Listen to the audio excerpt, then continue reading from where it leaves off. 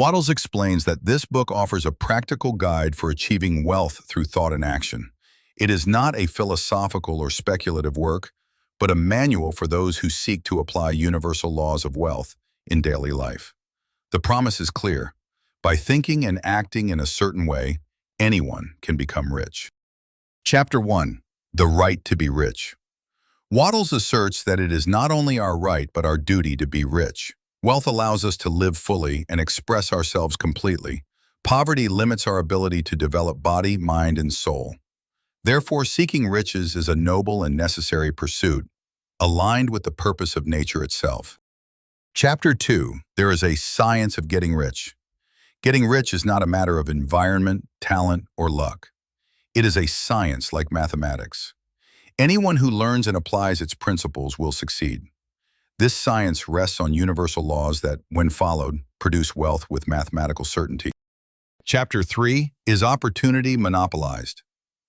Wattles challenges the belief that opportunity is limited or controlled by others. While there may be economic systems that seem restrictive, the truth is that wealth comes from the universal substance that surrounds us. This substance responds to thought and intention, making opportunity limitless. Chapter 4. The first principle in the science of getting rich. To become rich, one must believe in an intelligent, formless substance from which all things are made.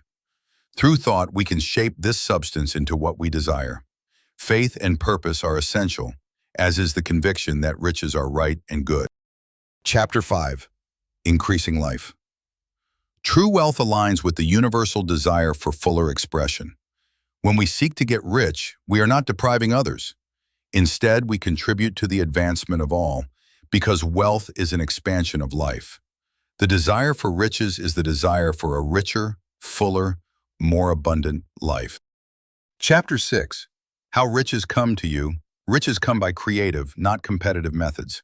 We do not take wealth from others. We create it from the formless substance through thought and faith. By holding a clear and steady vision, we attract circumstances and opportunities that bring wealth into reality.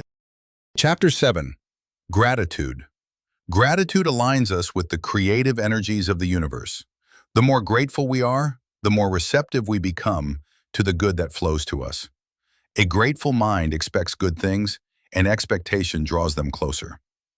Gratitude strengthens faith and keeps us connected to the source of riches. Chapter 8.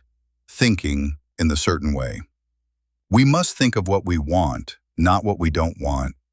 Our focus must be on abundance, not poverty or lack. Thought must be clear, focused, and filled with unwavering faith. Doubt and fear disrupt the creative process. Chapter 9. How to use the will. The will is not for forcing the world or people to do our bidding. Instead, we use the will to hold our vision steady, to stay focused on our purpose, and to keep faith strong. The will helps us reject distractions and negative influences. Chapter 10. Further use of the will. We must not attempt to control or coerce others. Our task is to think truthfully and creatively, and to act in harmony with our vision. The will strengthens our ability to act in the certain way, regardless of external circumstances. Chapter 11. Acting in the certain way. Right thinking must be accompanied by right action. Each day, we must do all that can be done that day, efficiently and effectively. By acting in faith, with purpose and focus, we bring ourselves into alignment with the creative forces of the universe. Chapter 12. Efficient action. Efficiency is key. Doing things in the best possible manner ensures steady progress. Rushed or anxious action scatters energy, while calm, deliberate action concentrates it. Every act done in a successful manner strengthens our ability to succeed further. Chapter 13. Getting into the right business. We should pursue work that aligns with our natural talents and inclinations. However, success does not depend on the specific business, but on the way we think and act. Even in the most humble occupation, one can become rich by applying the science of getting rich. Chapter 14. The impression of increase. We should seek to give every person an impression of increase, that by interacting with us, they feel uplifted, inspired, and encouraged toward growth. This attitude draws more good to us and strengthens our connection with creative power.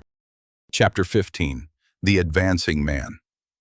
The person who applies these principles consistently will be seen as an advancing person, one who moves forward with confidence, purpose, and positive influence.